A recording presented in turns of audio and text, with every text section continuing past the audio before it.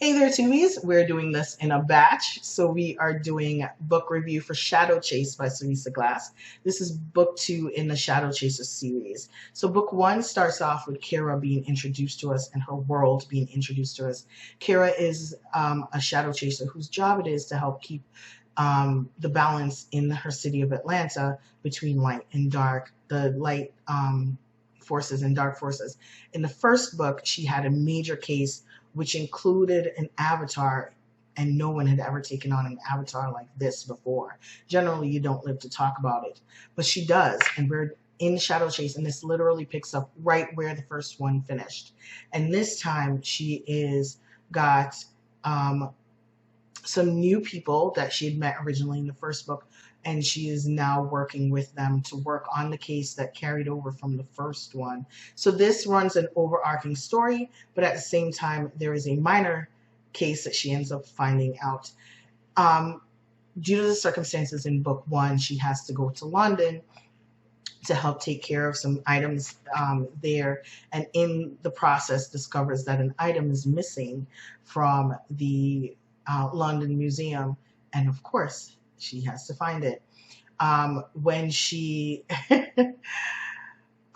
when she goes to sleep, she is given the information by her goddess of why this thing is missing and why it's important that she find it. And of course, you know, when you walk with the gods in your dreams, you tend to wake up with remnants of it. So the story kicks off with her waking up with the Magi and having discovered that the story that they dreamt about is now their case.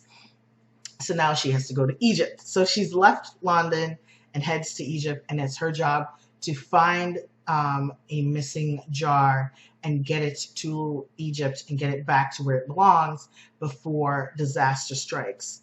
And I absolutely loved it. Once again, the story pivots only on the Egyptian lore and Nubian lore and West African lore.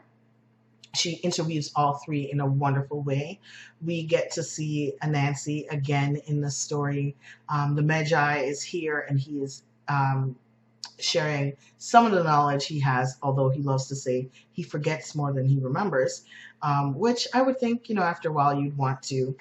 So on the back, it tells you some information that I was trying to keep, but it's literally on the back. So in this story, we have the Magi, who is a 4,000-year-old Nubian warrior who, in his rage, cursed himself. He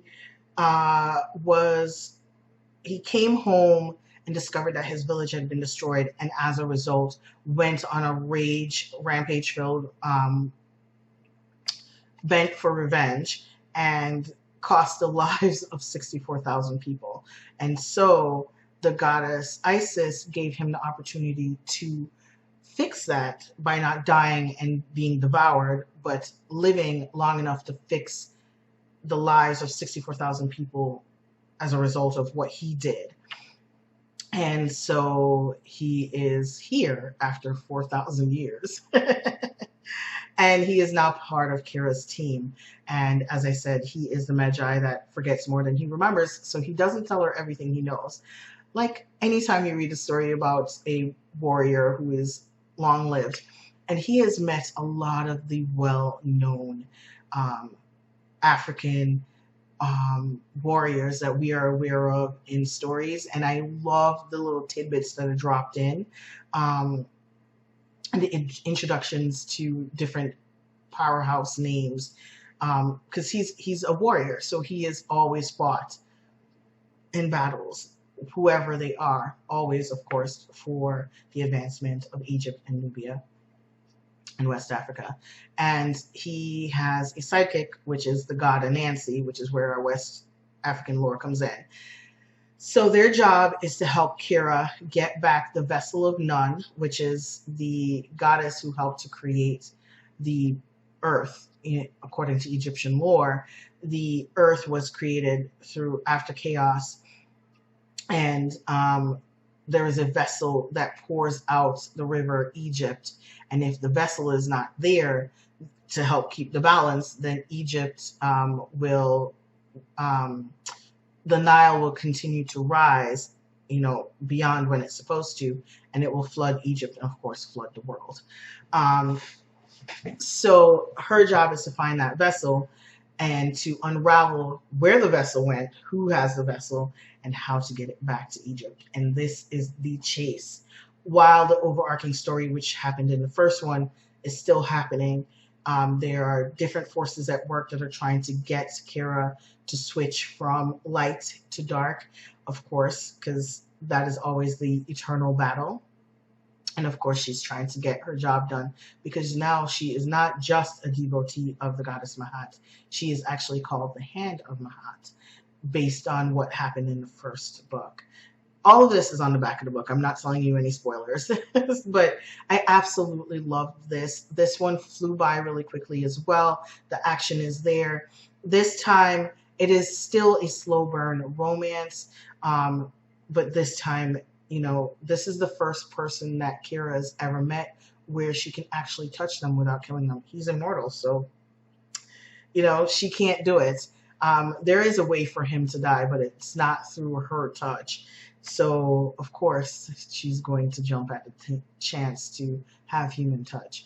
So I absolutely loved that aspect, even though that aspect does not take over the story. It is a part of the story. It enhances the story. It enhances Kira's relationship with herself and her magic, and of course with the Magi and why he is here.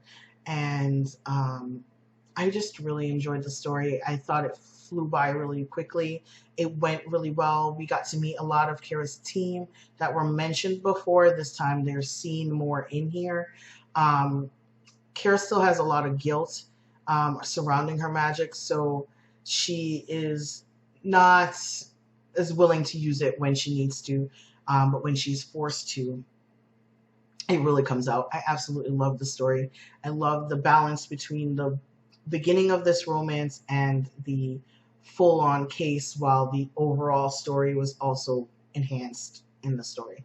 So this was a really good quick read. I quickly read this in a day. Highly recommend it. And of course, I will be sharing my review of the third book as well, because I read all 3 books in one weekend. Absolutely loved it. I thought they were fantastically done. Seressia Glass writes really well. The characters are engaging and well-rounded.